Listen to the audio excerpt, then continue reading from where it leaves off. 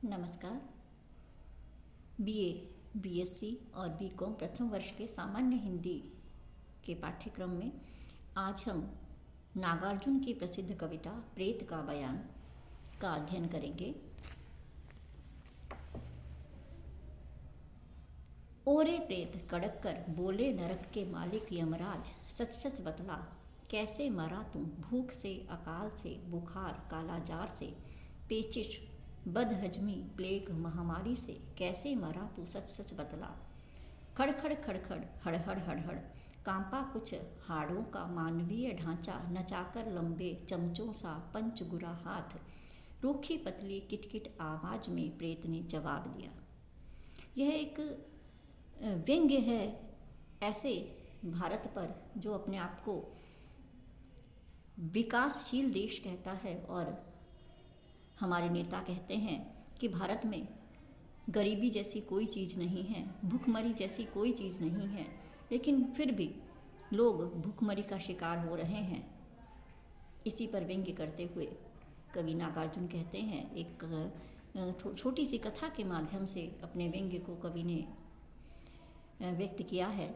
ओरे प्रेत, एक व्यक्ति जो शिक्षक है, मरने के बाद जब यमराज के दरबार में पहुंचा तो यमराज उससे पूछते हैं, ओरे प्रेत, हे प्रेत, कड़क करके नरक के मालिक यमराज ने कहा, सच सच बताओ कि तुम मरे कैसे, भूख से, अकाल से, बुखार से या किसी और बीमारी से, पेचिश, बदहजमी, प्लेग, महामारी या कालाजार जैसी कोई बीमारी से तुम ग्रस्त हुए, सच सच बताओ। यमराज की इस बात को सुनकर के हड्डियों का जो ढांचा है वो खड़खड़ और हड़हड़ करता हुआ कांपा, और अपने लंबे लंबे चमचों के समान 5 गुरा हाथ, जो 5 उंगलियों वाला हाथ है, वह रूखी पतली किटकिट आवाज में बोलने लगा। यहाँ जो खड़खड़ खड़खड़ हड़हड़ हड़हड़ ये जो शब्द हैं, ये ध्वनि अलंकार, जहाँ पर ध्वनि को व्यक्त करने के लिए शब्दों का प्रयोग किया जाता है उसे हम कहते हैं ध्वनि अलंकार। तो ये क्या है, ध्वनि अलंकार का प्रयोग है। क्या कहता है, महाराज सच सच कहूँगा, झूठ नहीं बोलूँगा।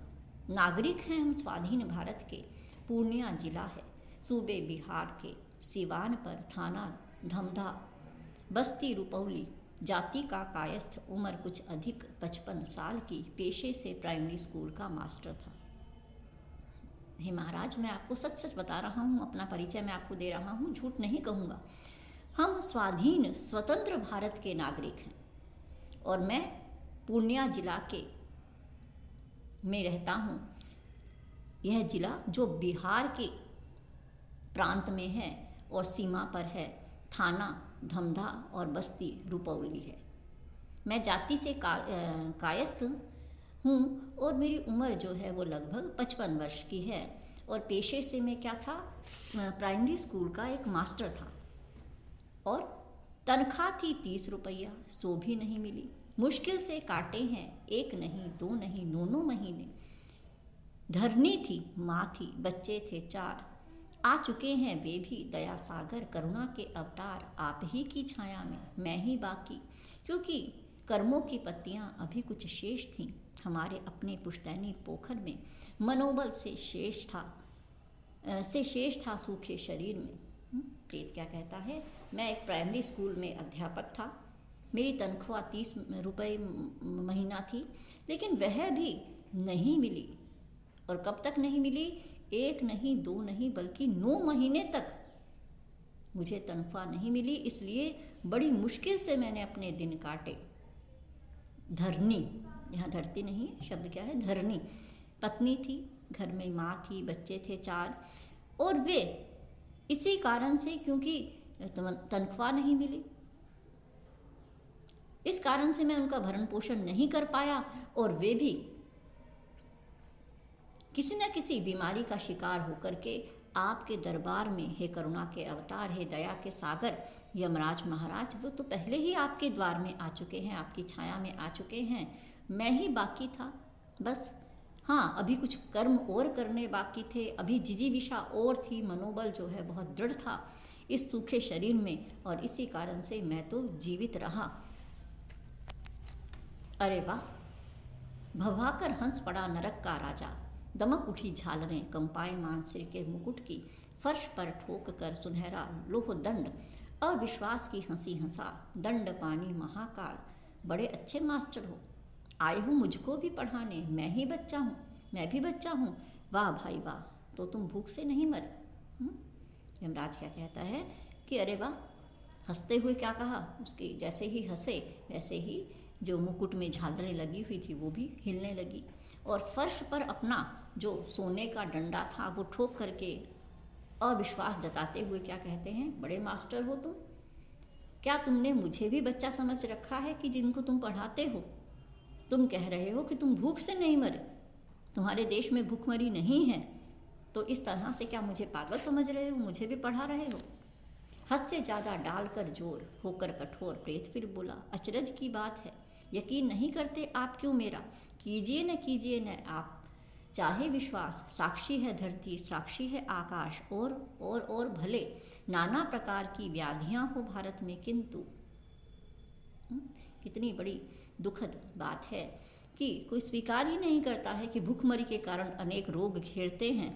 तो प्रेत क्या कह रहा है, कठोर होकर अपनी बात पर दबाव डालकर उसने कहा कि आश्चर्य की बात है, आप मेरी बात पर विश्वास क्यों नहीं करते हैं, और मत करिए, नहीं करना है तो ये धरती, ये आसमान सब इस बात के साक्षी हैं कि भारत में और चाहे कितनी ही बीमारियां क्यों ना हो, लेकिन यहाँ पर भूखमरी जैसी कोई व्याधि नहीं है, कोई रोग, कोई बीमारी यहाँ पर नहीं है। उठाकर दोनों वहाँ किटकिट करने लगा प्रेत, किंतु भूख या शुदा नाम हो जिसका, ऐसी किसी व्याधि का पता नहीं हमको, सावधान महाराज, नाम नहीं लीजिएगा हमारे समक्ष कभी फिर भूख का। किटकिटाता हुआ प्रेत बोला, चाहे बाकी बीमारियों से हम परिचित हों, लेकिन भूख नाम की जो व्याधि है उसके बारे में हमें नहीं पता, इसलिए आप कभी भी हमारे सामने भूख का नाम मत लेना, क्योंकि भारत में भूख कहीं पर भी नहीं है। ऐसे हमारे आंकड़े बताते हैं कि भारत में पर्याप्त अन्न है और कोई भी भूखा नहीं है। तो ये व्यंग्य है हमारी व्यवस्था पर, जो सच को स्वीकार नहीं कर पाती है। निकल गया भाप आवेग का, तदंतर शांत स्तंभित स्वर में प्रेत बोला, जहाँ तक मेरा अपना संबंध है सुनिए महाराज, तनिक भी पीर नहीं, दुख नहीं, दुविधा नहीं, सरलता पूर्वक निकले थे प्राण, सह न सकी आंत जब पेचिश का हमला, सुनकर दहाड़ स्वाधीन भारतीय प्राइमरी स्कूल के भूखमरे स्वाभिमानी सुशिक्षित प्रेत की रह गए निरुत्तर, महामहिम नरकेश्वर। फिर जब आवेग शांत हुआ तो प्रेत कहने लगा कि मेरा जहाँ तक संबंध है, मेरी जहाँ तक बात है, तो सुनिए, मुझे भी कोई दुख, कोई तकलीफ, कोई दुविधा नहीं हुई, बड़ी ही सरलता से मेरे प्राण निकल गए जब भूख के कारण, क्योंकि भूख तो मान ही रहे हैं, नहीं मान रहे हैं कि भूख जो है भारत में है, लेकिन क्योंकि तनख्वाह नहीं मिली इस कारण से भरपेट भोजन नहीं मिला, और आंत जब इस पेचिश के हमले को नहीं सह सकी, यानी कि जब मुझे पेचिश रोग हो गया, तो अंततः मैं भी आपके द्वार में पर आ ही गया हूँ। इस तरह से प्रेत की इस दहाड़ को सुनकर के स्वाधीन भारत का ये प्राइमरी स्कूल का अध्यापक कितना स्वाभिमानी है, जो भूखमरी का शिकार होकर के भी स्वीकार नहीं करता है कि वो उसके देश में भूखमरी है या कोई समस्या ऐसी है। महामहिम नरकेश्वर, नरक के जो ईश्वर हैं यानी कि यमराज भी निरुत्तर हो गए कि कैसे स्वाभिमानी लोग हैं भारत के, जो समस्या है उसको भी वो स्वीकार नहीं कर रहे हैं, और शासन व्यवस्था जो है वो पूरी तरह से कह रही है कि भारत में ऐसी कोई भूखमरी जैसी कोई समस्या है ही नहीं। तो ये बड़ी ही सरल भाषा में कवि ने भारतीय व्यवस्था पर भी व्यंग्य किया है, लेकिन भाषा बड़ी ही सरल है, समझ में आने वाली है। यहाँ पर संवाद शैली को कवि ने अपनाया है, यमराज और शिक्षक के संवाद के माध्यम से उन्होंने अपनी बात कही है। नमस्कार।